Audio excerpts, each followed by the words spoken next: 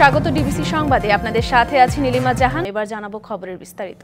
বাংলাদেশে দুর্নীতির অভিযোগ নিয়ে নানা সমালোচনার পর অবশেষে ব্রিটিশ মন্ত্রিসভা থেকে পদত্যাগ করলেন টিউলিপ সিদ্দিক। যুক্তরাজ্যের অর্থ ও নগর বিষয়ক মন্ত্রীর দায়িত্বে ছিলেন টিউলিপ সিদ্দিক। বিষয়টি নিশ্চিত করেছে ব্রিটিশ প্রধানমন্ত্রীর কার্যালয় 10 ডাউনিং স্ট্রিট।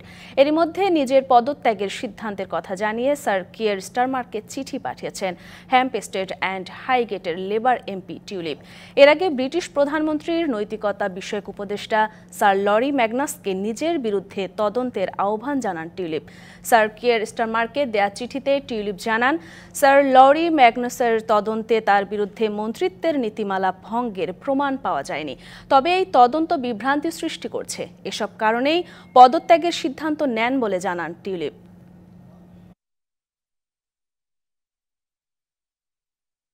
দুর্নীতির অভিযোগ মাথায় নিয়ে পদত্যাগ করলেন যুক্তরাজ্যের ট্রেজারি ও নগর বিষয়ক মন্ত্রী টিউলিপ সিদ্দিক। এ বিষয়ে আরও জানাতে লন্ডন থেকে সরাসরি যুক্ত হচ্ছেন সিনিয়র সাংবাদিক ও কিউ নিউজের সম্পাদক M A Qayyum.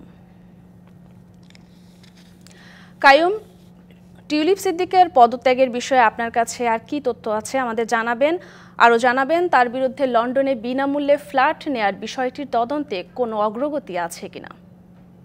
Nilima, thank you আপনাকে। গত কয়েক সপ্তাহ থেকে যুক্তরাজ্যের সকল প্রধান গণমাধ্যম সিটি মিনিস্টার টিউলিপের যে বাংলাদেশের রূপপুর পারমাণবিক বিদ্যুৎ কেন্দ্রে টিউলিপ, তার মা রেহানা এবং তার খালা শেখ হাসিনা এবং সজীব জয়ের বিরুদ্ধে 4 বিলিয়ন পাউন্ড অর্থ আত্মসাতের অভিযোগ আনা হয়েছে। সেটি নিয়ে বাংলাদেশের দুর্নীতি দমন কমিশন তদন্ত করছে। এছাড়া 2004 সালে আওয়ামী সংশ্লিষ্ট একজন ব্যবসায়ীর কাছ থেকে কিং ক্রসের একটি ফ্ল্যাট নিয়েছেন। তিনি আগে বলেছিলেন সেটি তার বাবা মায়ের দেয়া। সেটি নিয়ে ব্রিটিশ গণমাধ্যম তথ্য বের করে নিয়েছে। অবশেষে অনেক জল্পনা কল্পনার পর টিউলিপের উপর দায়িত্ব ছিল লন্ডনের ইকোনমিকে দুর্নীতি টেনে ধরা, যার উপর দুর্নীতি টেনে ধরার দায়িত্ব, তার উপরেই দুর্নীতির অভিযোগ। অবশেষে শেষ পর্যন্ত আজকে লন্ডন টাইম বিকাল 4টার পরে টিউলিপ পদত্যাগ করেছেন। টিউলিপের পদত্যাগে যুক্তরাজ্য প্রবাসীদের মধ্যে কি প্রতিক্রিয়া হয়েছে, আমি কয়েকজন প্রবাসীর মন্তব্য জানবো তারা এ বিষয়ে কি ভাবছেন। মালিক ভাই, টিউলিপ অবশেষে পদত্যাগ করলেন, আপনি জেনেছেন টিউলিপের বিষয়টি, আপনি কি মনে করেন টিউলিপের পদে কি হলো? প্রথম হচ্ছে যে আমি মনে করি যে টিউলিপ এবং তার মা হাসিনা, রেহানা এবং আপনার জয়, এরা করাপ্ট এবং বাংলাদেশে এই যে তারা দুর্নীতি করে বিলিয়ন পাউন্ড তারা দেশের বাইরে তারা পাচার করেছে। এবং এটা এখনো আমি মনে করি যে টিউলিপের resignation is not good enough. Tulip MP থেকে তার রেজিগনেশন আমরা ডিমান্ড করছি ব্রিটিশ বাংলাদেশিরা, এবং আমরা মনে করি যে এই যে করাপশন, দুর্নীতি, নেপোটিজম, অন্যায়, অবিচার, অত্যাচারের বিরুদ্ধে বাংলাদেশের প্রচলিত আইনে এই 4 জন বা 5 জনের দেশের বাইরে ওদেরকে ব্রিটিশ সরকারের কাছে তারা বাংলাদেশ সরকার যদি এপিল দেয় বা আহ্বান করে যে টিউলিপকে বাংলাদেশে নিয়ে তাকেও জিজ্ঞাসাবাদ করা হোক। এবং প্রবাসীদের প্রতিক্রিয়া কি প্রতিক্রিয়া হইতে পারে? বাংলাদেশের প্রবাসী হিসাবে অত্যন্ত আনন্দিত যে টিউলিপ সিদ্দিক পদত্যাগ করেছেন। এটা সময়ের দাবি। একটা বিষয় লক্ষণীয় যে যেখানে থেকে দুর্নীতি করবে তার পদত্যাগ হবে, এটাই আমরা দাবি করেছিলাম। সেই হিসাবে তিনি পদত্যাগ করেছেন একজন প্রবাসী হিসাবে, এবং এখানে যারা অবস্থানরত যুক্তরাজ্যে সবাই আনন্দিত, এবং আমরা মনে প্রাণে বিশ্বাস করি। আপনার প্রতিক্রিয়া কি? আমি বিশ্বাস করি, কারণ বর্তমানে ব্রিটিশ পলিটিক্সে আমি মনে করি একটা ন্যায্য দাবি ছিল আমাদের, কারণ বাংলাদেশ নিয়ে আরই, কারণ বাংলাদেশে দুর্নীতি চলে আসছে না। কারণ সাবেক প্রধানমন্ত্রী খুনি হাসিনাও দুর্নীতি, ওনার ফ্যামিলিগত তন্ত্র দুর্নীতি। ওনার পদ থেকে কি প্রবাসীরা কি আনন্দিত? খুবই আনন্দিত প্রবাসীরা। থ্যাংক ইউ মুজিব ভাই। আপনার প্রবাসী বাংলাদেশের অত্যন্ত আনন্দিত। আমরা চাচ্ছি যে অভিনব টিউলিপ তার এমপি থেকে পদত্যাগ করে। আপনার কি প্রতিক্রিয়া? আমি অত্যন্ত আনন্দিত। টিউলিপ শুধু না, ওর ভাই, ববি এবং ওর ফ্যামিলি মেম্বার প্রত্যেককে ইনকোয়ারি করা হোক এবং বাংলাদেশের দুর্নীতি দমন করবে। আমি পদত্যাগ দাবি করছি এবং ওর এমপি থেকে পদত্যাগ দাবি করছি। শুনলেন প্রবাসীদের প্রতিক্রিয়া। নীলিমা, প্রবাসীরা মনে করে এখন অনেক কষ্ট করে ঘাম করে যুক্তরাজ্য প্রবাসীরা এখানে থাকেন, কিন্তু টিউলিপ সিদ্দিকে প্রবাসীদের মুখ মালিক ভাই, উনি কি এতে করে কি প্রবাসীদের মুখকে উনি উজ্জ্বল হইল কি? ওনার মা ছিল রিফিউজি লন্ডনে। একটা রিফিউজির মেয়ে বিলিয়ন ডলার আর রিফিউজির তারা বিলিয়ন পাউন্ড তারা চুরি করে নিয়ে আসছে। এই রিফিউজি কিভাবে এইখানে মাল্টিমিলিয়ন পাউন্ডের ফ্ল্যাট গুলি তারা পায়, এইসব এই রিফিউজিদের বিরুদ্ধে। এম এ কাইয়ুম, আপনাকে ধন্যবাদ। এবার প্রধানমন্ত্রী হিসেবে ক্ষমতার প্রভাব খাটিয়ে রাজুকের প্লট গ্রহণ করায় শেখ হাসিনাও তার ছেলে সজীব ওয়াজেদ জয়ের বিরুদ্ধে আলাদা দুটি মামলা করল দুদক। এ নিয়ে গত 3 দিনে সাবেক প্রধানমন্ত্রীর বিরুদ্ধে 6টি মামলা করেছে সংস্থাটি। আলাদা 2 মামলায় জয় ও হাসিনাকে প্রধান আসামি করা হয়েছে। এছাড়াও 2 মামলায় রাজুক সংশ্লিষ্ট আরও 23 জন রয়েছেন আসামির তালিকায়। পূর্বাচল নতুন শহরে রাজুক থেকে অবৈধভাবে শেখ পরিবারের 60 কাঠার প্লট গ্রহণের ঘটনায় দুদক গেল 2 দিনে 4 মামলায় শেখ হাসিনাকে হুকুমের আসামি করে মামলা করেছিল। মঙ্গলবার তার বিরুদ্ধে নিয়ম ভেঙে প্লট গ্রহণের ঘটনায় মামলা করল দুদক। এজাহারে বলা হয়েছে, প্লট বরাদ্দের নির্ধারিত সময়ে কোনো আবেদন করেনি শেখ হাসিনা। এছাড়া সুধা সদন সহ রাজধানীতে তার সন্তান ও পরিবারের নামে প্লট বা বাড়ি থাকার পরেও তিনি নিয়ম ভেঙে প্লট গ্রহণ করেন। ঢাকা শহরে রাজুকে এখতিয়ারুদ্দিন এলাকায় আপনার কোনো বাড়ি আছে কিনা, ফ্ল্যাট আছে কিনা, প্লট আছে কিনা, যদি আপনার সেটা থাকে তাহলে কিন্তু আপনি আবেদনের অযোগ্য। ঠিক আছে, সে আবেদনে তিনি তার যে এখানে বাড়ি রয়েছে, ফ্ল্যাট বা প্লট রয়েছে, সেই বিষয়টা তিনি গোপন করেছেন। একই অভিযোগে তার ছেলে সজীব ওয়াজেদ জয়ের বিরুদ্ধে মামলা হয়েছে। আলাদা 2 মামলায় আসামি মোট 23 জন।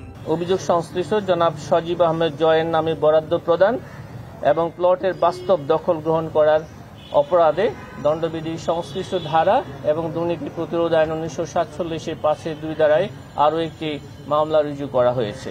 মামলার তদন্তকালে অন্য কারো সম্পৃক্ততা পেলে তাদেরকেও চার্জশিটে অন্তর্ভুক্ত করা হবে বলে জানিয়েছে সংস্থাটি। Farhaduzzaman, DBC news, Dhaka.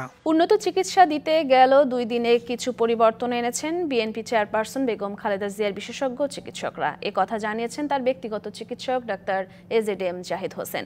এ সময় তিনি আরও বলেন, লিভার ট্রান্সপ্লান্টের ক্ষেত্রে বিচার বিশ্লেষণ করা হচ্ছে।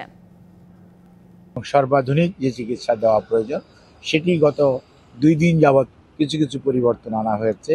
লিভার ট্রান্সপ্লান্টের issue, yes, it is keeping in mind, কিন্তু মনে রাখতে হবে whether it is feasible, whether it is আদৌ করার মতো অবস্থার মধ্যে আমরা কি এখনো আছি কিনা, ওনারা সময় করে বিচার বিশ্লেষণ করে তারপরে জানাবেন। ওনারা যখন জানাবে আমরাও আপনারা দেখতে পাবেন ইনশাল্লাহ। আগামী বৃহস্পতিবার সব রাজনৈতিক দল ও অংশীজনদের নিয়ে সর্বদলীয় বৈঠকে চূড়ান্ত হবে জুলাই বিপ্লবের ঘোষণাপত্র। সেদিনই স্পষ্ট হবে কবে দেয়া হবে ঘোষণাপত্রটি। সন্ধ্যায় ফরেন সার্ভিস একাডেমিতে সংবাদ সম্মেলনে এই কথা জানিয়েছেন অন্তর্বর্তী সরকারের উপদেষ্টা মাহফুজ আলম। মঙ্গলবার সন্ধ্যায় সমসাময়িক বিষয় নিয়ে ফরেন সার্ভিস একাডেমিতে প্রেস ব্রিফিং করে প্রধান উপদেষ্টার প্রেস উইং। ঘোষণাপত্রটি জারি করার ক্ষেত্রে জুলাই বিপ্লবের ঘোষণাপত্র নিয়ে বিস্তারিত তুলে ধরেন অন্তর্বর্তী সরকারের উপদেষ্টা মাহফুজ আলম। সবার সাথে আমাদের কথা বলা হয়ে ওঠেনি, কিন্তু বৃহত্তর রাজনৈতিক দল বিএনপি, তার পরবর্তীতে জামাত এবং যারা নারী সংগঠনগুলো আছে, শিক্ষক সংগঠন, বিভিন্ন গ্রুপ অফ পিপল, স্টেক হোল্ডারদের সাথে, ছাত্রদের সাথে আমরা কথা বলেছি। তারা সবাই প্রোক্লেমেশনের বিষয়ে একমত আছেন যে ঘোষণাপত্রটি দিতে হবে, কিন্তু ঘোষণাপত্রটি কবে এবং ঘোষণাপত্রটির ভিতরে কি কি কন্টেন্ট থাকবে সেই বিষয়ে এখন আমরা ঐকমত্যে পৌঁছাতে পারিনি। বলেন, বৃহস্পতিবার সব রাজনৈতিক দল ও অংশীজনদের নিয়ে সর্বদলীয় বৈঠক হবে। সেখানে ঐক্যমতের ভিত্তিতেই ঘোষণাপত্র জারির ব্যাপারে সিদ্ধান্ত হবে। যাদের সাথে আমাদের যোগাযোগ হয়েছে ইতিমধ্যে, রাজনৈতিক দল এবং বিভিন্ন পক্ষ, তাদের অলরেডি আমরা বলেছি বা তাদের কাছ থেকে এক ধরনের বক্তব্য পেয়েছি যে এইভাবে করা সম্ভব। আগামী পরশু বৃহস্পতিবার এই বৈঠকের ভিতর দিয়ে একটা ঐকমত্যের ভিত্তিতে একটি দলিল প্রণীত হবে এবং সেদিনেই আমরা কবে ঘোষণাপত্রটি জারি করব এবং সরকার কিভাবে ঘোষণাপত্রটি জারি করার ক্ষেত্রে ভূমিকা রাখবে তা স্পষ্ট হবে। Farhana Juthi, DBC news, Dhaka. যেসব টকশোজীবী ও বুদ্ধিজীবী আওয়ামী লীগের মানবাধিকারের জন্য সরব হয়েছেন তারাই এতদিন ফ্যাসিবাদকে পৃষ্ঠপোষকতা দিয়েছে। ফ্যাসিবাদের পক্ষে যেসব কলম দিয়ে লেখা হবে সেগুলো ভেঙে দেওয়ার হুঁশিয়ারি দিয়েছেন বৈষম্য বিরোধী ছাত্র আন্দোলনের আহ্বায়ক হাসনাত আব্দুল্লাহ। সকালে নারায়ণগঞ্জে জুলাই বিপ্লবের ঘোষণাপত্রের সমর্থনে পথসভায় এই হুঁশিয়ারি দেন তিনি। আপনারা ফ্যাসিবাদের পক্ষে যে কলমগুলো এখন আবার লিখবে, আমরা সেই কলমগুলোকে আমরা ভেঙে দিব। ফ্যাসিবাদের পক্ষে যেসব মিডিয়া কথা বলবে, আমরা সেই মিডিয়ার বিপক্ষে আমাদের অবস্থান অব্যাহত থাকবে। ফ্যাসিবাদের পক্ষে যেসব মগজ আবার তাদের চিন্তা প্রসূত করবে, আমরা সেসব চিন্তার বিপক্ষে আমাদের শক্ত অবস্থান থাকবে। জুলাই আগস্ট ব্যর্থ হবার জন্য সৃষ্টি হয়নি মন্তব্য করে সাবেক বিচারপতি FM আব্দুর রহমান বলেন, বিপ্লব সংবিধান মেনে হয় না। বিকেলে সুপ্রিম কোর্ট বার অ্যাসোসিয়েশন অডিটোরিয়ামে জাতীয় নাগরিক কমিটি আয়োজিত নতুন রাজনৈতিক বন্দোবস্ত ও জুলাই ঘোষণাপত্র, গণপরিষদ ও সংবিধান শীর্ষক আলোচনা সভায় এসব কথা বলেন তিনি। বিপ্লব কিন্তু সংবিধান মেনে হয় না। সমস্ত জনগণ একত্র হয়ে বলে, ইয়েস, তোমরা এখন এই দেশের ক্ষমতায় বসলে তোমাদেরকে বসালাম, তোমরা রাষ্ট্র চালাও। এই যে প্রোক্লামেশনটা, সেই প্রোক্লামেশনটি আমাদের এখানে এখন ঘোষণা করা হয় নাই। আগামী জুলাই আগস্টের মধ্যে জাতীয় নির্বাচন চায় বিএনপি, অন্যথায় বাড়বে রাজনৈতিক অর্থনৈতিক সংকট। এই কথা বলেছেন বিএনপি মহাসচিব মির্জা ফখরুল ইসলাম আলমগীর। জানান, জাতীয় নির্বাচনের আগে স্থানীয় নির্বাচন চায় না তার দল। বিএনপি ক্ষমতায় গেলে স্বৈরাচারের বিচার অগ্রাধিকার পাবে বলেও জানান মির্জা ফখরুল। অন্তর্বর্তী সরকার দায়িত্ব নেওয়ার পর থেকে প্রয়োজনীয় সংস্কার শেষে দ্রুত জাতীয় নির্বাচন আয়োজনের দাবি জানিয়ে আসছে বিএনপি। সোমবার দলের নীতি নির্ধারণী পর্ষদ জাতীয় নির্বাহী কমিটির বৈঠকে এ নিয়ে আলোচনা হয়।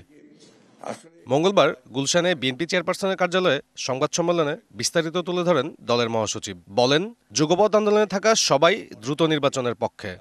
এই বছরই মাঝামাঝি সময়, অর্থাৎ আপনার জুলাই আগস্ট মধ্যেই নির্বাচন সম্ভব, এবং আমরা এই কারণেই আমরা সরকারকে আহ্বান জানাচ্ছি, নির্বাচন কমিশনকে আহ্বান জানাচ্ছি এবং রাজনৈতিক দলগুলোর প্রতি আহ্বান জানাচ্ছি যে দেশের বৃহত্তর স্বার্থে এই বছরের মাঝামাঝি সময় নির্বাচন অনুষ্ঠানের জন্য আমরা ব্যবস্থা নিতে পারি। জাতীয় সংসদ নির্বাচনের পূর্বে স্থানীয় সরকার নির্বাচনের কোনো প্রশ্নই ওঠে না।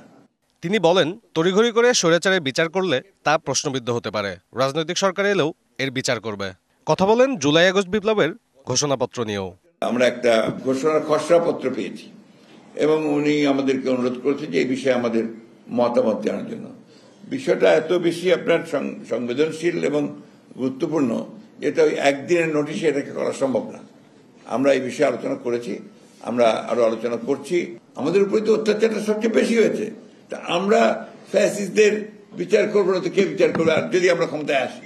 বাজারে দামের ঊর্ধ্বগতির মধ্যে নতুন করে বেশ কিছু পণ্য সেবায় ভ্যাট এবং শুল্ক বাড়ানোর সমালোচনা করেন বিএনপি মহাসচিব।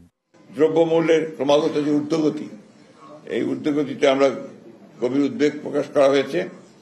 একদিকে নিত্য প্রয়োজনীয় দ্রব্যাদির মূল্য বৃদ্ধি, ক্রমবর্ধমান মুদ্রাস্ফীতি, অন্যদিকে ভ্যাট ও অন্যান্য করের হার বৃদ্ধি অর্থনীতিতে নেতিবাচক প্রভাব ফেলবে বলে সবাই মনে করে।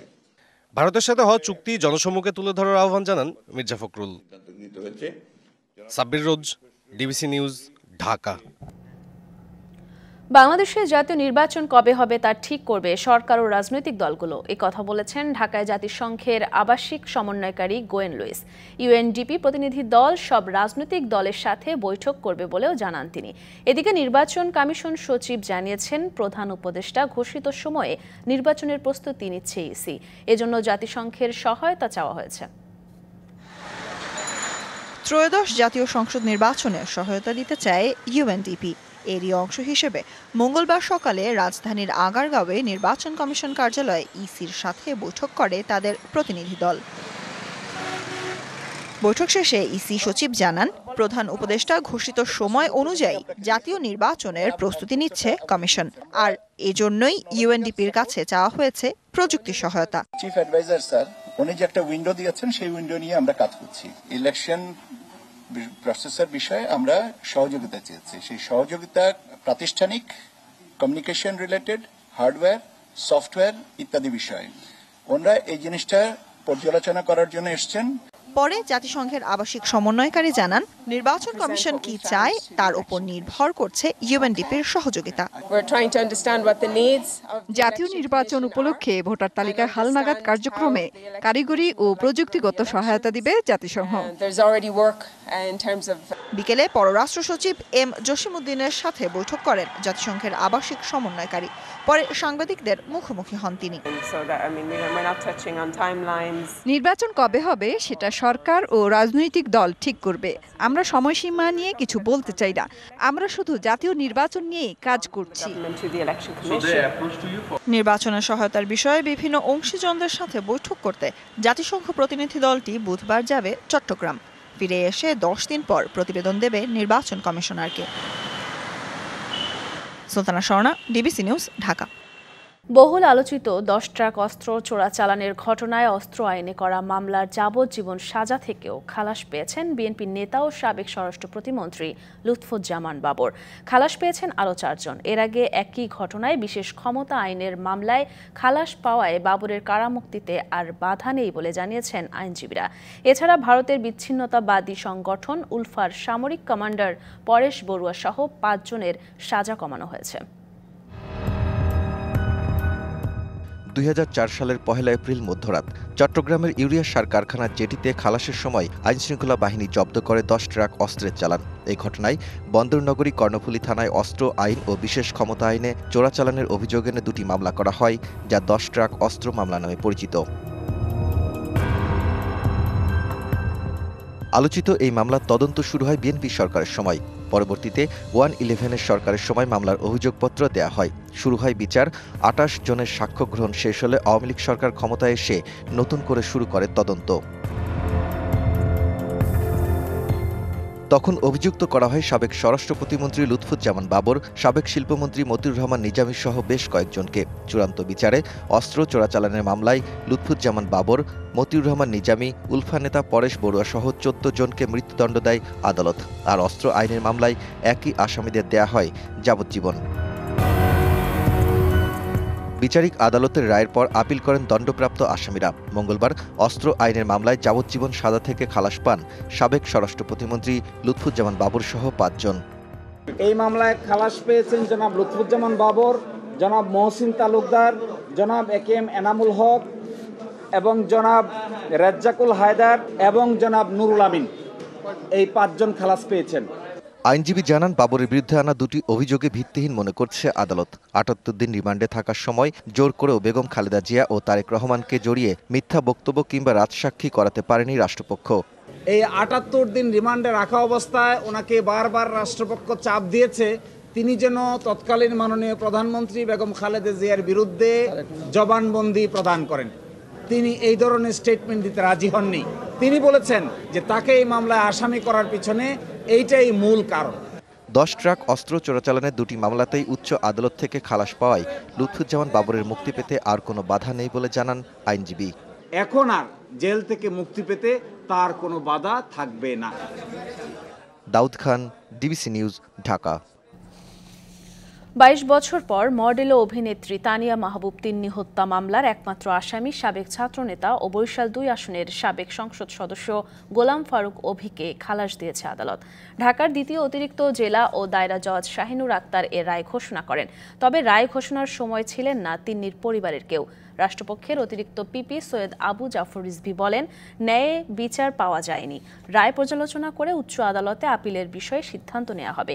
এদিকে আদালতের রায়ে সন্তোষ জানিয়েছেন আসামি পক্ষে রাষ্ট্রনিযুক্ত আইনজীবী শাহ ইলিয়াস রতন।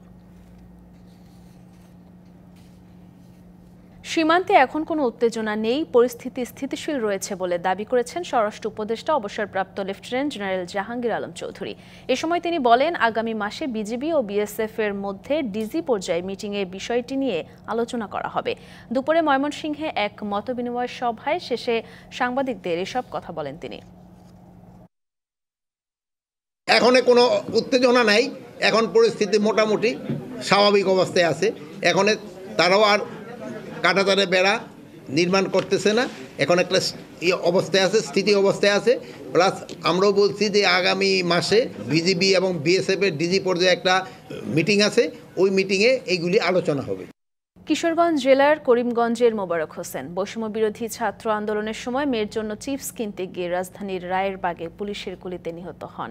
এখনও বাবার অপেক্ষায় পথ চেয়ে বসে থাকে ছোট্ট শিশু আদিবা। আর পরিবারের একমাত্র উপার্জনক্ষম ছেলেকে হারিয়ে দিশেহারা পরিবার। সহযোগিতার পাশাপাশি জড়িতদের বিচারের দাবি স্বজনদের। 7 বছর বয়সে বাবা দ্বিতীয় বিয়ে করে আলাদা হয়ে গেলে মা ও 7 মাস বয়সী ছোট ভাইয়ের দায়িত্ব নেন মোবারক হোসেন। স্ত্রী সন্তান সহ তাদেরকে নিয়ে রায়েরবাগের আপন বাজারে ভাড়া বাসায় থাকতেন। একটি ইলেকট্রনিক্সের দোকানে কাজ করে চলত তার সংসার। বৈষম্য বিরোধী ছাত্র আন্দোলন চলাকালে 19 জুলাই জুমার নামাজের পর 2.5 বছর বয়সী শিশু আদিবার জন্য চিপস আনতে যান মোবারক। বাসার নিচে নামতেই পুলিশের গুলিতে লুটিয়ে পড়েন মাটিতে। ছোট ভাই ও স্থানীয়রা তাকে উদ্ধার করে নিয়ে যায় স্থানীয় হাসপাতালে, কিন্তু চিকিৎসা দিতে অপারগতা প্রকাশ করেন ডাক্তার। পরে ঢাকা মেডিকেল কলেজ হাসপাতালে জরুরি বিভাগে নিয়ে গেলে মৃত ঘোষণা করেন চিকিৎসক। জুমার নামাজ পড়া বাসায় আসছিল, আইসা খাওয়া দাওয়া কইরা পরে ওই কইতেছে যে আবু চিপস খামু, তো বাসার নিচে আমি চিপস লয়ে যাই, এই সময় গোলাগুলির ভিতরে পরে গুলি খায়। যে তো আমার মাই আছে, ওর তো একটা ভবিষ্যৎ আছে। সরকারতে যে আবেদন করি যে আমার মায়ের ভবিষ্যৎটার লাগিয়া সহযোগিতা করে। মরদেহ দাফন শেষে রায়েরবাগ থানায় মামলা করতে যান পরিবার, কিন্তু দেখেন উল্টো পুলিশই মামলা দিয়ে রেখেছেন মোবারকের নামে। মামলা না করেই ফিরে আসেন স্বজনরা। এখন সরকারের কাছে সঠিক বিচারের দাবি মোবারকের পরিবারের। আমার বহুত কষ্ট করে 2টা ছেলেরে আমি মানুষ করে পর্যায়ে গেছে, আমার প্রতি গুলি খায় মারা যায়। আমি সরকারের বিচার চাই। এরই মধ্যে পরিবারটিকে আর্থিক সহায়তা দিয়েছেন স্থানীয় রাজনৈতিক নেতারা। বিএনপি এবং জামাত ইসলাম মেয়ে বাংলাদেশের পক্ষ থেকে এই পরিবারটিকে আর্থিক সহায়তা দেওয়া হয়েছে এবং বিভিন্নভাবে সহযোগিতা চলমান আছে। শহীদ পরিবারকে সহযোগিতার পাশাপাশি কর্মসংস্থানের আশ্বাস জেলা প্রশাসনের। শহীদদের পরিবারকে আর্থিক সহায়তা দেওয়া হয়েছে। আহতদের যে সমস্যাগুলো এগুলো আমরা তালিকাভুক্ত করেছি এবং তাদের জন্য কর্মসংস্থান যাতে করা যায় সে বিষয়ে আমরা একটা পরিকল্পনা গ্রহণ করেছি। তদন্ত করে দোষীদের দ্রুত শাস্তি দেওয়ার দাবি মোবারকের পরিবারের। DBC news desk.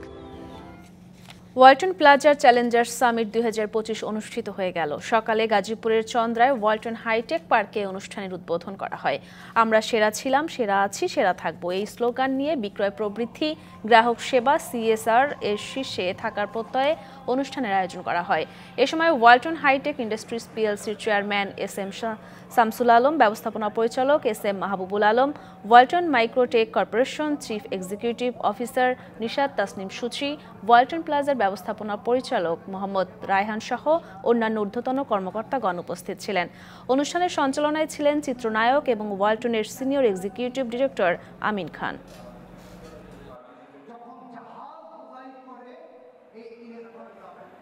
গাজায় হামাস ইসরায়েলের যুদ্ধবিরতি চুক্তি আসন্ন, যে কোনো সময় আসতে পারে যুদ্ধ বন্ধের ঘোষণা। এ তথ্য জানিয়েছে আলোচনায় মধ্যস্থতাকারী দেশ কাতার। যুদ্ধবিরতি ও জিম্মিদের মুক্তির বিষয়ে মঙ্গলবার কাতারের দোহায় চূড়ান্ত আলোচনায় বসেছে ইসরায়েল ও ফিলিস্তিনিদের স্বাধীনতাকামী সংগঠন হামাস। এর আগে সোমবার দুই পক্ষকে যুদ্ধবিরতি চুক্তির চূড়ান্ত একটি খসড়া দেয় কাতার। এ সময় ইসরায়েল ও হামাসের কর্মকর্তারা একই ভবনে পরোক্ষ আলোচনা করেন। প্রথম দিন হামাস 3 জিম্মিকে মুক্তি দেবে এই শর্তে রাজি হয়েছে দুই পক্ষ। পরবর্তীতে ঘনবসতিপূর্ণ এলাকাগুলো থেকে সেনা প্রত্যাহার করবে ইসরায়েল। এর 7 দিন পর হামাস আরও 4 জিম্মিকে ছেড়ে দেবে। অপরদিকে ইসরায়েল দক্ষিণাঞ্চলের বাস্তুচ্যুত বাসিন্দাদের উত্তর গাজায় ফেরার অনুমতি দেবে। চুক্তির শর্ত অনুযায়ী ইসরায়েলি সেনারা ফিলাডেলফি করিডোরে নিয়ন্ত্রণ বজায় রাখবে। চুক্তির প্রথম ধাপ 42 দিন পর্যন্ত স্থায়ী হবে। সংস্কারের নামে বিসিবির গঠনতন্ত্র নিয়ে ষড়যন্ত্র হলে ঢাকা লীগ বর্জন করার হুমকি দিল CCDM এর আওতাভুক্ত ক্রিকেট ক্লাবগুলো। রাজধানীতে একটি মতবিনিময় সভায় এই ঘোষণা দেন ক্লাবগুলোর কর্মকর্তারা।